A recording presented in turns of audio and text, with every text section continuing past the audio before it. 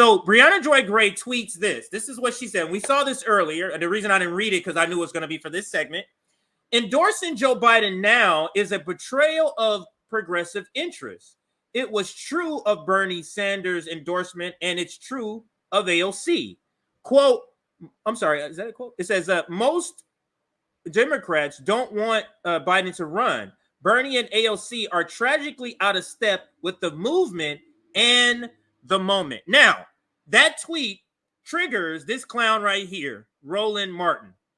Now, just Google Roland Martin. You can see his takes on a different thing. He talks about Cornel West running and it's not good. It's this typical black capitalist take on it. You know, Ron DeSantis, you know, that type of fear-mongering type of thing. But listen to what Roland Martin says about Briahna Joy Gray's tweet. He says, "Oh, please. That's utter bullshit, Briahna. You might enjoy losing. The moment Biden won in 2020, we knew he was running for re-election.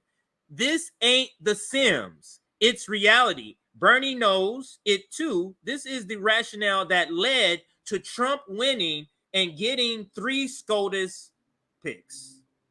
This is the black aspiring capitalist class. That's who Roland Martin represents. And he's calling out Briahna Joy Gray, which I think, I mean, is it not a betrayal of progressive interests? He says, oh, please, that's utter bullshit. It's not a betrayal. So he's basically saying, Nick, this is not a betrayal. AOC endorsing Joe Biden is not a betrayal of progressive policies. And then he goes on to say, the reason I know that pretty much is because Bernie Sanders also endorsed him. Ha ha. And of course, he didn't racial her or anything like that. I just thought it was interesting that, you know, a Harvard trained lawyer, she's not like exactly poor, but I wouldn't say she's, you know, millions and millions and millions on top of dollars. But Roland Martin definitely has more money than her. And look who he's stomping for. He's black. If you don't know, Nick, he's black and he's stomping for his class. He's stomping Absolutely. For his class. So any reaction to the tweet, and then we can move to the next one. Yeah, Brie was on fire because she was triggering a ton of people with this tweet, and it's going to be very, very a very fun time heading into 2024 because people think that this shit where they like, man, if you support third party, if you don't support Joe Biden, we're gonna get Trump, and they keep saying that shit as if it's effective at all. Like whenever people are saying this shit, we are rolling our eyes. Like how out of touch? Right. What does that do? You think that this 2018 line is gonna work, right? So it wasn't just that guy. And I was just scrolling through the quote tweets. I found Joe Walsh, and I've seen this on the timeline. And generally, I saw a ton of people go after Brie after this. A ton of neoliberal scumbags. So let's read a few of them. Joe Walsh says, it may be a betrayal of progressive interest, but right now that doesn't matter. So as a worker, your interest does not matter. They say it out loud. These people fucking say it out loud, and people still argue that these people are the lesser two evils, that their clan is the lesser. He's saying in the first line that your interest, your desire to have healthcare, your desire to have housing, your desire to have affordable insulin, that doesn't matter right now. That's what he's saying. Defeating Trumpism is the only thing that matters. Not you having healthcare, not you feeding your family, not you paying your rent. Defeating Trumpism is the only thing that matters. Defending democracy by banning democracy is way, way more important than your progressive interest or my conservative interest. Now to that point, let me go ahead. I'm sorry. Go ahead. No, go ahead if you were still. So because I also did a tweet on this, and it was specifically to the point that you're talking about how this selling point that they tried to do of that Donald Trump is bad is no longer an effective talking point. And this is where I say somebody says that basically in response. Meanwhile, back on Earth, support for West is support for Trump. So somebody said, I'm gonna have so much fun going after these people, dude. It's gonna be a fun ass election because they really think this shit's gonna. They really think this shit's gonna stump us. Let's CJ, he's sending that to you, thinking that shit's gonna stump. Like that shit gonna stump people. Meanwhile, he's sending this banger response. Like, bro, you know how easy that is to swat aside now. Like, it is not 2015 anymore. But go ahead, CJ. Yeah, so I say, and this tweet did us some good numbers. What did it do? It's at 1,100 right now, so almost 1,200.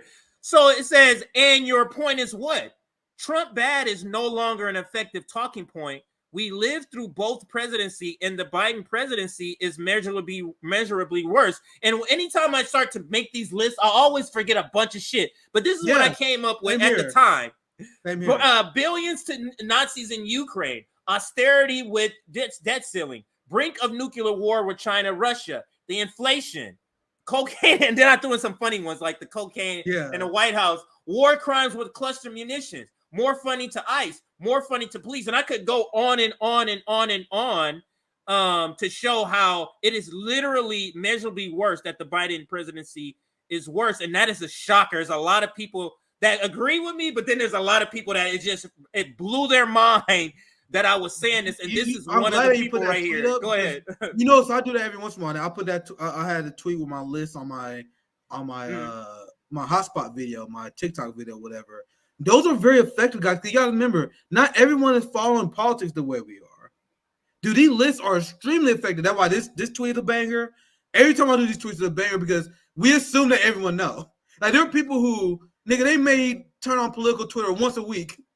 Yeah. They may watch some shows once. They're not following this shit. So then when they see the comprehensive list, they're like, damn, I didn't know this nigga was that shitty.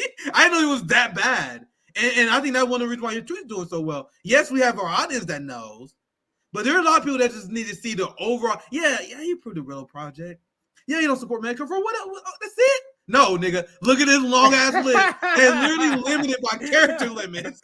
We can easily keep going. Just like you said, when I saw my tweet earlier, I forgot a ton of shit. I was like, here are the 6 most pointed that go into my mind right now. But you can go all day, man. And you're gonna see. I think you should, and many other people too. Keep these tweets up, nigga. Send this tweet every 3 months, every 6 months. Like, here we're buying it. Who you guys voting for? September 2024. I'm gonna send the same tweet out as well. Oh yeah, by the way, this is the record of the guy you guys endorsing. Well, again, the propagandists, they have no shame. Democrats, they have no shame. They're not gonna flinch. But we're not trying to win those people over. Remember, we're trying to win over the people who are being misled by these gaslighters, by the non-voters. They're gonna be like, damn, Democrats are doing this. It's extremely effective. So that's a great tweet. Yeah.